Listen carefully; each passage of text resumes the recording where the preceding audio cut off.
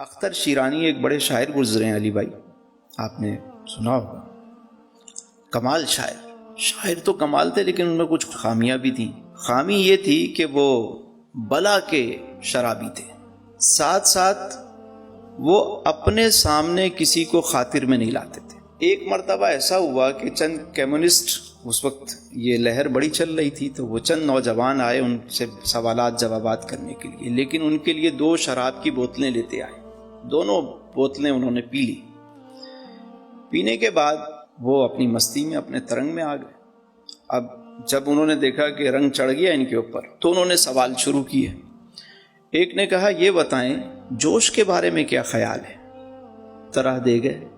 فرمایا کہ ساحر لدھیانوی کے بارے میں کیا کہتے ہیں؟ فرمانے لگے شاگرد ہے۔ ظہیر کاشمیری کے بارے میں سوال کیا تو کہنے لگے اچھا ناظم ہے۔ فراق کے بارے میں پوچھا، مسکرا دیے۔ ارسطو کے بارے میں سوال کیا تو کہنے لگے کہ میاں چھوڑو ارسطو کو، افلاطون کو، ہم سے ہماری باتیں کرو۔ اب وہ شراب کا رنگ جو ہے ان پہ چڑھ چکا تھا۔ کہنے لگے کہ آج کے دور میں ارسطو، افلاطون، سقراط، بقراط ہوتے تو وہ بھی ہماری محفل میں بیٹھ کر ہمیں سن رہے ہوتے۔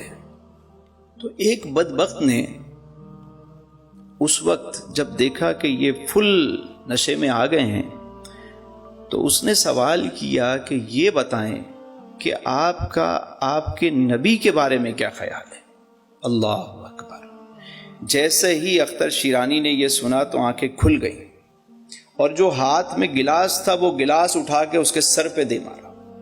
فرمایا بدبخت، ایک گنہگار اور روسیا سے اس حالت میں اس کے سامنے اتنا مقدس نام لیا تو مجھ سے میرا ایمان چھیننا چاہتا ہے؟ ایک گنہگار کے پاس اس کے علاوہ ہے ہی کیا؟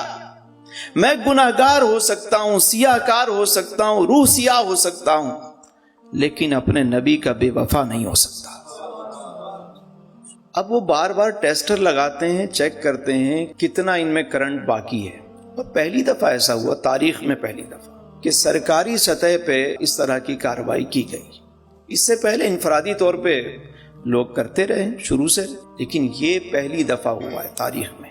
اس کی جتنی بھی مذمت کی جائے وہ کم ہے۔ یورپ کے اندر بڑی تیزی کے ساتھ اسلام پھیل رہا ہے، بڑی تیزی کے ساتھ، اور مسلمانوں کی افزائش بھی زیادہ ہے۔ تو اب انہیں خطرہ لاحق ہو گیا کہ کسی طریقے سے انہیں بدنام کریں، فساد پیدا کریں، ان کو نکالیں، لیکن ان کے گھٹانے سے یہ چیزیں گھٹ نہیں سکتی۔ یہ کیا خاکے بنائیں گے یار؟ اللہ نے اپنے نبی کا تو سایہ نہیں بنایا، سایہ نہیں بنایا کہ کوئی اس کی بے ادبی نہ کر دے، اور پھر خاکہ اس کا بنایا جاتا ہے جس کی تصویر ہو۔ یہ تو اپنے خاکے بنا رہے ہیں، کیسے خاکہ بنا سکتے؟ شیطان بھی اس روپ میں نہیں آ سکتا، تو ان کی کیا ضرورت ہے کہ یہ کچھ کریں؟ کہ فرانس یہ سمجھتا ہے کہ ان کو ہم نشے میں لگا دیں گے، چیزوں میں لگا دیں گے، فلاں میں لگ گئے یہ تو یہ اپنے نبی کو بھول جائیں گے۔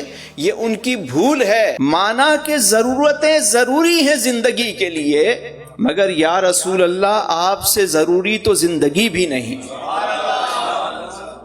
میرے تو آپ ہی سب کچھ ہیں رحمت عالم، میں جی رہا ہوں زمانے میں آپ ہی کے لیے، اور تمہاری یاد کو کیسے نہ زندگی سمجھوں۔